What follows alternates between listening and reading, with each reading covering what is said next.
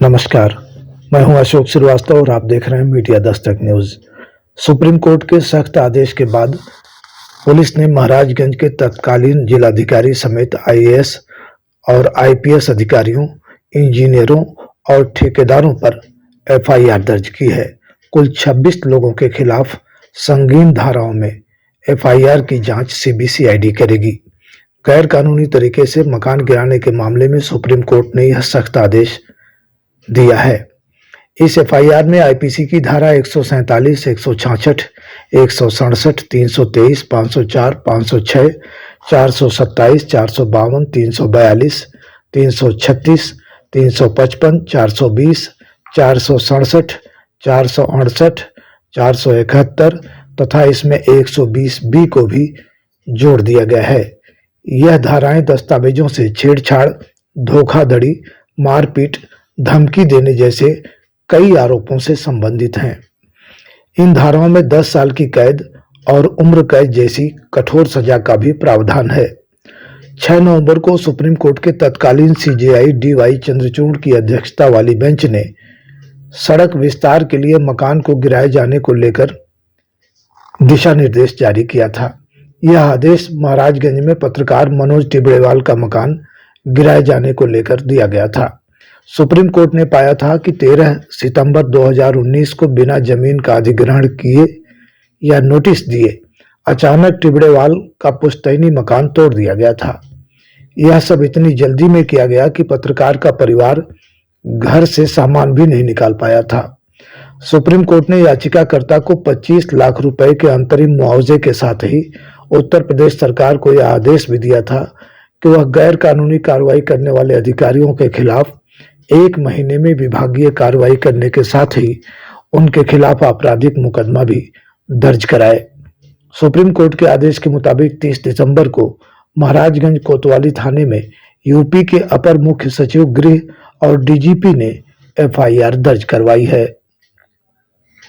यह FIR IAS और IPS अधिकारियों, एनएचएआई और पीडब्ल्यूडी के इंजीनियरों, नगर पालिका के अधिकारी, पुलिस इंस्पेक्टरों, सब इंस्पेक्टरों, एलआईयू इंस्पेक्टरों और ठेकेदारों समेत 26 के खिलाफ दर्ज हुई है।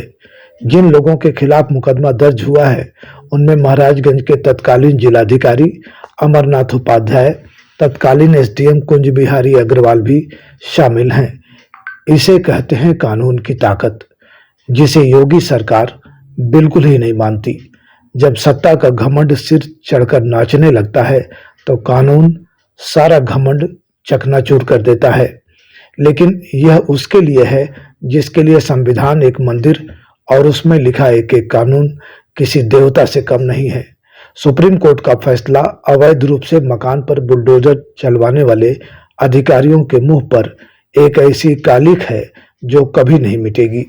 रात में महाराजगंज थाना कोतवाली में 26 नामजद लोगों के खिलाफ आजीवन कारावास जैसी संगीन धाराओं में मेरी तहरीर पर एफआईआर पंजीकृत की गई है। इनमें IAS, IPS, PCS, PPS, national highway और पीडब्ल्यूडी के engineers, police inspector, sub inspector और एलआईयू के 2 इंस्पेक्टरों के नाम शामिल हैं। सर, जो मकान जब गिराया गया था उस वक्त आप कई अधिकारियों के पास पहुंचे होंगे और लोगों तक गुहार लगाए होंगे, तो क्या कुछ था राजनीतिक जो एंगल देखा गया कि जो लोग आपसे कहते रहे कि हाँ मकान को नहीं गिरने दिया जाएगा, लेकिन एक बैग आपके करके लोग मकान में गिरा दिए, तो उस पर क्या प्रतिक्रिया रही? देखिए, मेरी माता जी ने 4 जुलाई 2019 को तत्कालीन जिलाधिकारी को एक पत्र दिया था जिसमें कहा था कि यदि आपको मेरा मकान चाहिए तो आप उसका अधिग्रहण करके मुआवजा देकर आप ले लें, लेकिन जिलाधिकारी ने उसको रद्दी की टोकरी में फेंक दिया और सरासर गुंडागर्दी करते हुए मेरे मकान को पूरी तरह से जमींदोज करा दिया। और यही कारण है कि मैं इस मामले को लेकर फिर घटना घटने के बाद 4 पन्ने का शिकायती पत्र लेकर सुप्रीम कोर्ट गया। माननीय सुप्रीम कोर्ट ने इस मेरे 4 पन्ने के शिकायती पत्र का स्वतः संज्ञान लिया और स्वतः संज्ञान लेते हुए मेरे पत्र को ही रीट याचिका में कन्वर्ट कर दिया।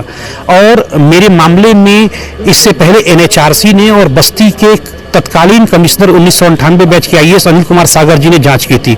दोनों ही जांचों में मौके पर जो जांच टीम आई उसने पाया कि मेरा मकान जायज़ था और तत्कालीन जिलाधिकारी ने गैर कानूनी तरीके से मेरे मकान को गिरवाया है।